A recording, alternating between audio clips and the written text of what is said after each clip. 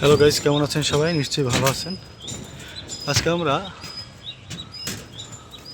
Outside প্লাস্টারের বিষয়ে আলাপ করব। তো আউটসাইডে প্লাস্টার করতে গেলে আমাদের কি কি করতে হবে বা কি কি বিষয় চেক করতে হবে সেই বিষয় নিয়ে আমরা আলাপ করি। তো আউটসাইডের প্লাস্টারের বিষয় আমরা হিসাব করতে গেলে প্রথমে আমাদের যেটা করতে হবে, আউটসাইডের মাসা। আউটসাইডের প্লাস্টার করার আগে অবশ্যই মাসা, সেফটি, সিকিউরিটি এবং মাসা উঠে ভালোভাবে চেক করে নিতে হবে।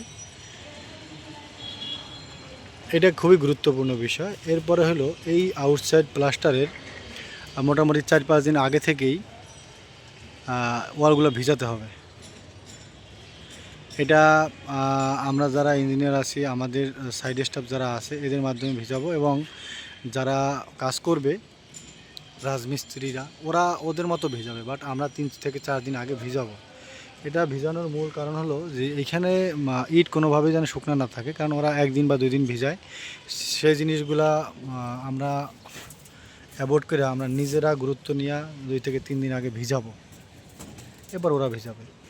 এরপরে আরেকটা বিষয় হলো যে গ্রুপ, আমার আউটসাইডের প্লাস্টারে কোথায় গ্রুপ যাবে, কোথায় কোথায় গ্রুপ হবে, কি মাপের হবে, ডেপথ কত হবে, এগুলো আমাকে ড্রয়িং দেখে আগে ক্লিয়ার করে নিতে হবে, যাতে পরবর্তীতে আমরা ওই জিনিস চেক করে নিতে পারি।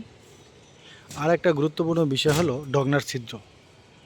এই যে ডগনার ছিদ্রগুলো থাকে, এই ছিদ্রগুলো আমরা চেষ্টা করব পাথর দিয়ে ঢালাই দিতে, কেননা এই ছিদ্রগুলো পরবর্তীতে ফাটল আসে, এইখানে বরাবর ফাটে। অথবা আমরা ভিতরে যখন টাইলস লাগাই, দেখা যায় আউটসাইডে প্লাস্টার শেষ শুকিয়ে গেছে, টাইলস লাগাইতে যাই এখানে ফলের পানি আসছে এবং এখান থেকে প্লাস্টারগুলো ভিজতেছে, তার মানে এখানে আলাদা আলাদা একটা তৈরি হয়।